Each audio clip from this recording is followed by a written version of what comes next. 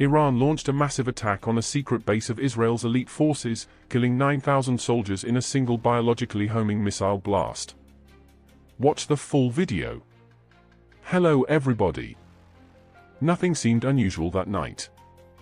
The sky above the Negev desert was unremarkable, black, still, and empty of any aerial activity. The underground base buried more than 60 meters beneath the desert floor had served as the heart of Israel's covert operations for 2 decades.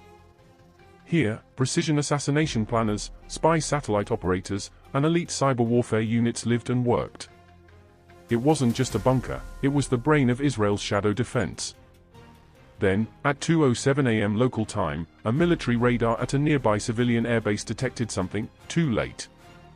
An object surged in from the east, not in a typical ballistic arc, but moving like a living creature, weaving past radar waves, dodging satellite eyes, and heading silently toward a single target. Deep inside the underground facility, elite officers were still awake. They had no idea that in just 3 minutes, their lives would change forever. No sirens. No alerts from the Iron Dome. Everything seemed normal, until the desert sky suddenly lit up like midday. One explosion. But not an ordinary one. The boom didn't shake nearby cities, yet its shockwave was felt up to 80 kilometers away. Satellite imagery revealed a crater as wide as 2 football fields, where the base once stood. 9,000 lives, erased in the blink of an eye. The blast didn't just destroy the facility's structure, it obliterated the existence of an entire force never officially acknowledged by the Israeli government. Their names weren't listed on any military roster. Their identities were hidden even from their families. Now, all that remained was ash, bone, and molten metal. Hours after the strike, US and NATO spy satellites recorded intense heat signatures at Ground Zero. But no one claimed responsibility. No official statements. No press conferences. Israel maintained total silence. But the world did not. Intelligence centers from Washington to Berlin were rattled. What could pierce the world's most advanced defense system and eliminate an elite unit in a single strike? One name echoed in whispered briefings: Iran. But this was not the old Iran. This was no longer a war of random rockets. What was launched that night wasn't just a missile. It was a next-generation weapon, a weapon that didn't just know where the target was, but who the target was. And that was the beginning of a story that would redefine the future of modern warfare. Hours after the skies over the Negev turned into a furnace, NATO satellite analysts began to realize they weren't witnessing an ordinary explosion. There was no thermal signature before impact. No large missile visibly launched. All they saw was a single cold, silent trajectory, too advanced to be caught by current-generation radar systems. But once the missile hit its target, the result was extraordinary, or more precisely, terrifying. Not because of the death toll, 9,000 lives lost. Not because the base had vanished from the map. But because of one chilling fact uncovered through blast residue and destruction pattern analysis: this missile wasn't targeting a location. It was targeting people.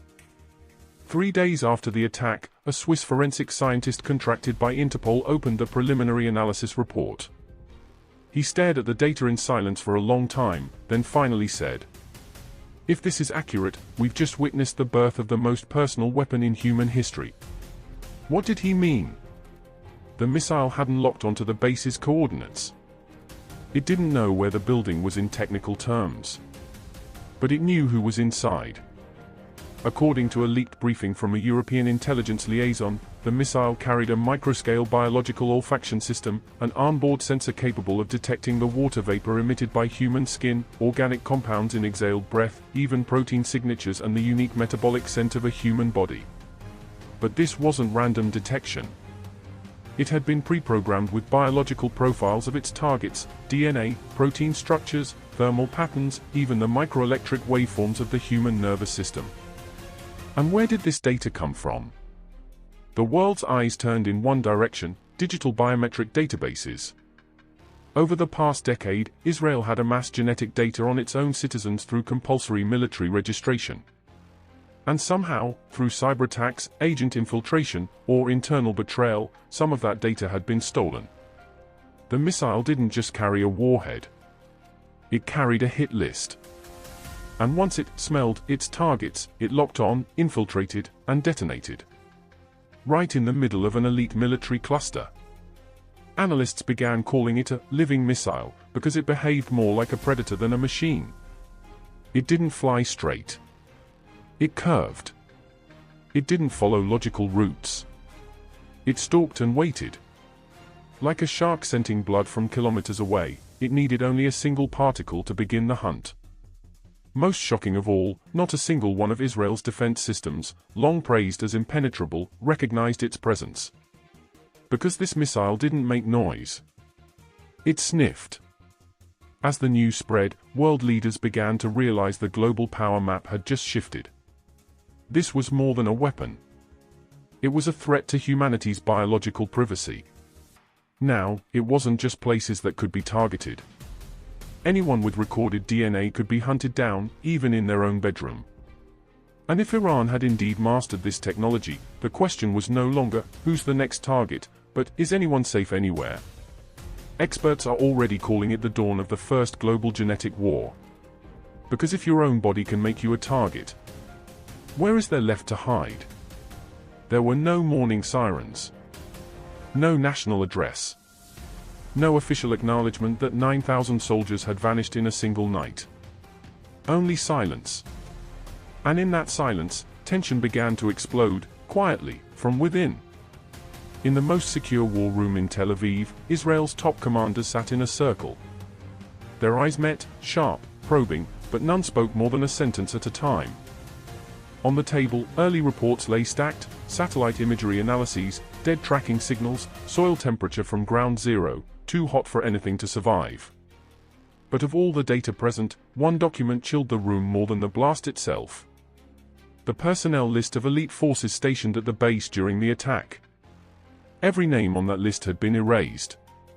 Two possibilities hung in the air, unspoken, because no one dared say them out loud. Iran successfully breached Israel's biometric military systems. Someone inside Israel gave them access. Suspicion quickly turned inward, toward Israel's most sensitive unit. Unit 8200, the elite cyber intelligence division known for infiltrating enemy systems. Ironically, now they were suspected of being compromised from within. A classified report, leaked to foreign media, revealed that months before the attack, unusual activity was detected on military servers, DNA extractions, daily biological activity maps of troops, copied to internal devices, and then disappeared. Who was behind it? No clear answer yet. But one thing was certain.